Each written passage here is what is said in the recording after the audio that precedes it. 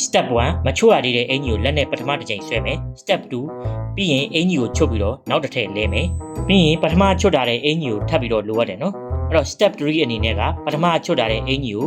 လက်နဲ့နောက်တစ်ချိန်ထပ်ပြီးဆွဲပြီးလွန်ပစ်လိုက်မယ်ပြီးရင်တတိယအင်ကြီးကိုလက်နဲ့ဆွဲမယ်အဲ့ဒီအတိုင်းပဲတတိယအင်ကြီးကိုလည်းပထမနဲ့ဒုတိယအင်ကြီးလှုပ်တဲ့အတိုင်းကိုဆက်လုပ်ရပါမယ်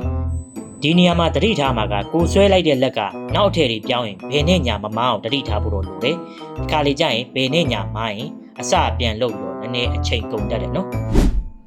ဒီတစ်ခါဘောင်းမီချွတ်တဲ့အပိုင်းကိုပြောမယ်သူလည်းအင်ကြီးလိုပဲပထမဘောင်းမီကိုအဲ့လိုလက်နဲ့တစ်ချိန်ဆွဲလိုက်မယ်ပြီးရင်ဒုတိယဘောင်းမီကိုကျွန်တော်တို့ဝက်လိုက်ပါမယ်ပြီးသွားပြီဆိုရင်တော့ပထမဘောင်းမီကိုပြန်ယူရပါမယ်ပြီးရင်အဲ့ဒီဘောင်းမီကိုကျွန်တော်တို့လက်နဲ့ကင်ပြီးတော့ဆွဲပြီးတော့လွှင့်ပစ်လိုက်ပါဒါဆိုရင်ရပြီအတိတ်ဘယ်လိုလုပ်ရမလဲဆက်ပြပေးမယ်ကျွန်တော်တို့ CapCut application နဲ့ကိုဝင်လိုက်ပါမယ်ပြီးရင် edit tools ကအပေါ်က new video ဆိုတဲ့ plus icon လေးကိုနှိပ်မယ်ပြီးရင်ကျွန်တော်တို့အခုနရိုက်ထားတဲ့ video ကိုယူပါမယ်ကျွန်တော်ကတော့နှစ်ပုတ်ခွဲရိုက်ထားတော့နှစ်ပုတ်ကိုယူလိုက်ပါမယ်ပြီးရင်အောက်က add ဆိုတာလေးကိုနှိပ်ပြီးတော့အဲ့ဒီရိုက်ထားတဲ့ video ကို CapCut project ထဲကိုထည့်လိုက်ပါပြီးပြီဆိုရင်တော့ကျွန်တော်တို့ဒါယူမဲ့အပိုင်းရဖြတ်တောက်မဲ့အပိုင်းကိုခွဲပါမယ်အရင်ဆုံးကျွန်တော်တို့မလိုတဲ့အပိုင်းပထမအပိုင်းကိုအရင်စစ်ဆေးမယ်ဒီမှာဆိုရင်ကျွန်တော်ပထမအင်ကြီးကိုဆွဲလိုက်တဲ့အချိန်အဲ့ဒီနေရာမှာကျွန်တော်ဗီဒီယိုကလစ်ကိုထောက်မယ်ပြီးအောက်က split ကိုနှိပ်ပြီးတော့နှစ်ပိုင်းပိုင်းလိုက်ပြီးရင်ဒီဖြတ်မဲ့အပိုင်းရဲ့ဒုတိယအပိုင်းကိုထပ်ပြီးတော့စစ်ဆေးမယ်ဒုတိယအပိုင်းမှာကကျွန်တော်က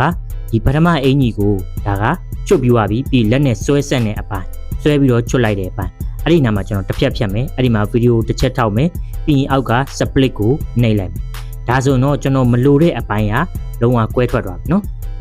ဒီအလဲပိုင်းကကျတော့ကျွန်တော်အင်ကြီးလဲနေတဲ့အပိုင်းนี่မလိုတဲ့အပိုင်းအဲ့ဒီမလိုတဲ့အပိုင်းကိုဖြတ်ထုတ်ပါမယ်အဲ့ဒီကောင်ကိုထောက်မယ်ပြီးရင်အောက်ကအမိုက်ပုံ delete ကိုနှိပ်လိုက်ဒါဆိုတော့အင်ကြီးလဲနေတဲ့အပိုင်းကိုဖြတ်ထုတ်လိုက်ပြီဒါဆိုရင်ကျွန်တော်တို့အခုနအရှိရပထမအင်ကြီးကိုချုပ်ပြီးတော့ဒုတိယအင်ကြီးတန်းပြီးတော့ရောက်လာတဲ့အပိုင်းတန်းရောက်သွားပြီနော်အဲ့ဒါလိုပဲနောက်ထပ်အပိုင်းကိုလည်းအဲ့ဒီအတိုင်းပဲကျွန်တော်တို့အင်ကြီးလဲနေတဲ့အပိုင်းကိုဖြတ်ထုတ်ပေးရပါမယ်အဲ့လိုဖြတ်ထုတ်တဲ့အခါမှာပြည်ပြင်းမှုဆိုရင်တော့တိတိကျကျလေးကြည့်ပြီးဖြတ်ထုတ်ဖို့လိုရတယ်ကျွန်တော်နောက်တစ်ခုဟာထပ်ပြပေးမယ်ဒါနောက်တစ်ခုဟာဆိုရင်လည်းကျွန်တော်တို့ဒီမှာ